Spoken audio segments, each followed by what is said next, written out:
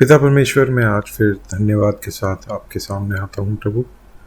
और धन्यवाद करता हूँ कि आप हमको संभाल के रखते हैं प्रभु। प्रतिदिन आप अपने वादों के अनुसार हमारा ध्यान रखते हैं, हमें मुसीबतों से, परेशानियों से बचा के रखते हैं। जैसा आपने अपने वचन में कहा कि आपके स्वर्गदूत उनके चारों ओर रहते हैं जो आपका भय मानते हैं। तो प्रभु, उन तमाम अच्छाइयों के लिए जो आपकी ओर से आती हैं हमारे जीवन में, हम धन्यवाद करते हैं। आज के जो हमारी स्टडी है, आज का जो अध्याय है, उसके लिए भी मैं प्रार्थना करता हूँ कि पवित्र आत्मा आप हमें वचन के सही मतलब को समझने में हमारी मदद कीजिए और हमारे शिक्षक बनिए। और प्रभु, जब हम वचन पढ़ते हैं तो वचन हमें आपकी नज़दीकी में बढ़ाए और आपके विषय में और ज़्यादा जानने में हमारी मदद करे।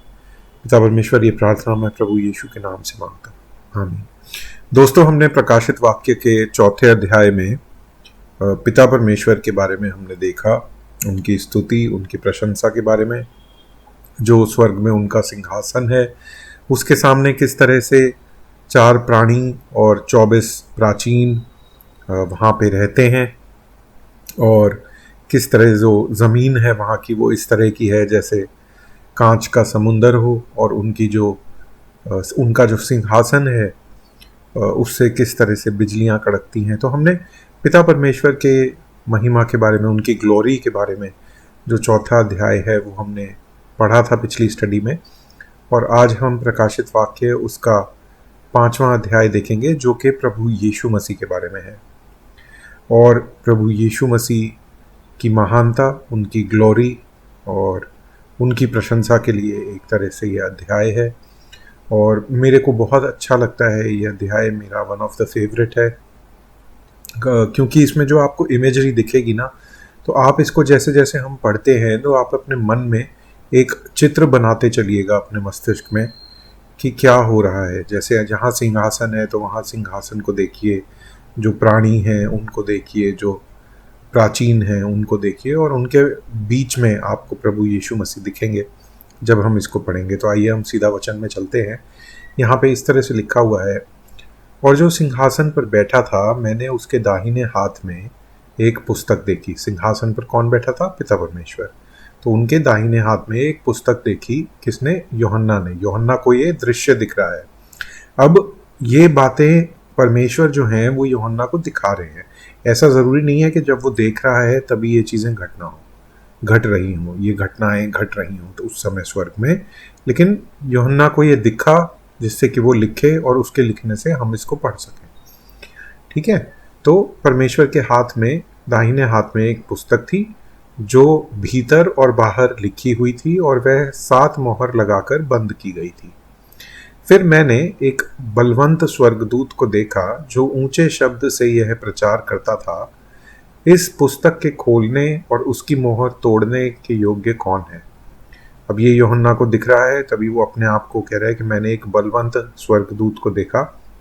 इंग्लिश में इन्हें कई बार आर्कएंजल भी कहा जाता है। यहाँ पे आर्कएंजल लिखा नहीं है, पर शायद आर्कएंजल ही होंगे। आर्कएंजल होते थे जो स्वर्गदूतों की सेना है उसका भी प्रधान, तो इसीलिए एक तरह से कमांडर, तो इसलिए बलवंत उसको बोला गया है। कमांडर एक तरह से तो परमेश्वर ही हैं, लेकिन उनको नेतृत्व करने वाला जो स्वर्गदूत था उस तरह का उसे दिखता है, और वो कहता है कि इस पुस्तक को खोलने और उसकी मोहर तोड़ने के योग्य कौन है।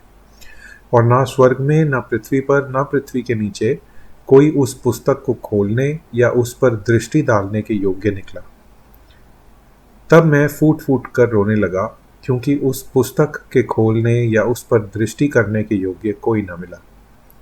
इस पर उन प्राचीनों में से एक ने मुझसे कहा, मत रो, देख, यहूदा के गोत्र का वह सिंह जो दाऊद का मूल है, उस पुस्तक को खोलने और उसकी 7 मोहरें तोड़ने के लिए जयवंत हुआ है।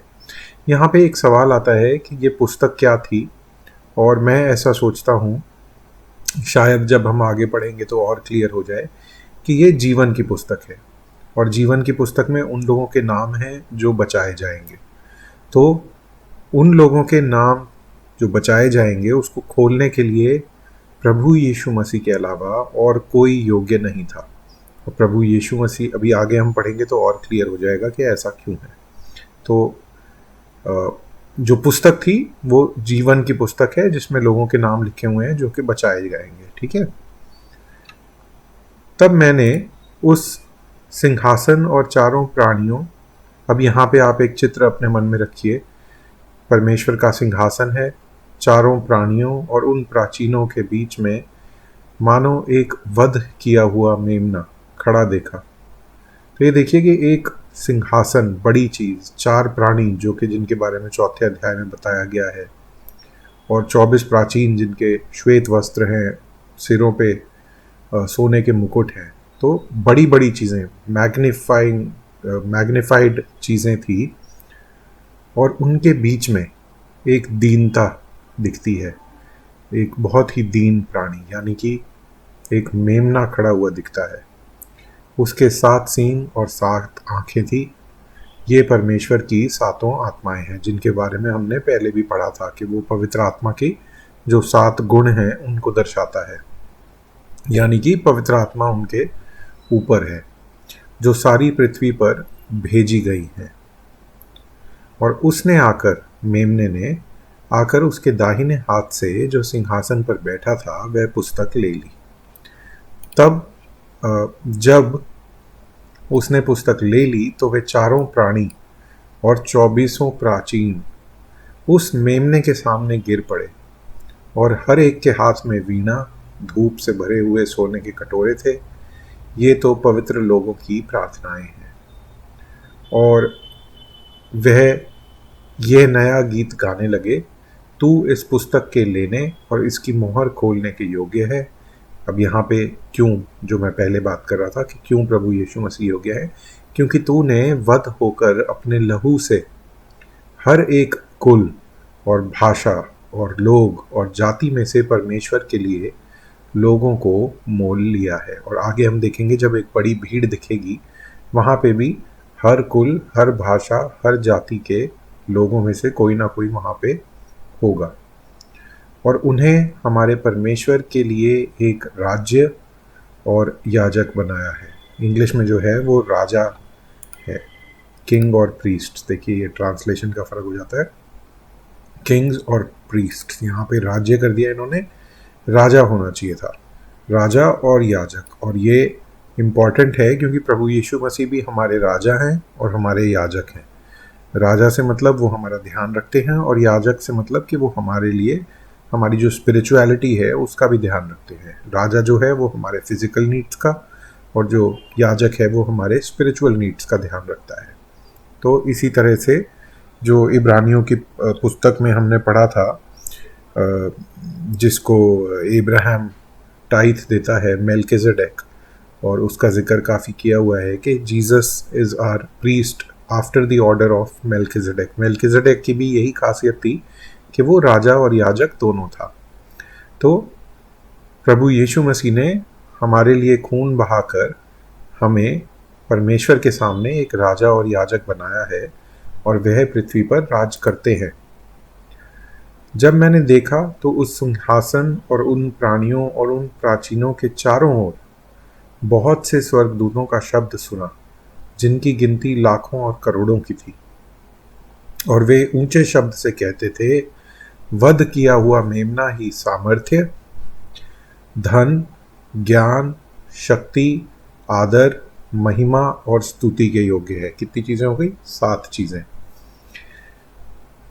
फिर मैंने स्वर्ग में और पृथ्वी पर और पृथ्वी के नीचे और समुद्र की सब रची हुई वस्तुओं को और सब कुछ को जो उनमें है यह कहते सुना, जो सिंहासन पर बैठा है उसकी और मेमने की, यानी कि पिता और पुत्र की, और पुत्र के साथ पवित्र आत्मा भी हैं, स्तुति, आदर, महिमा और राज्य युगानुयुग रहे।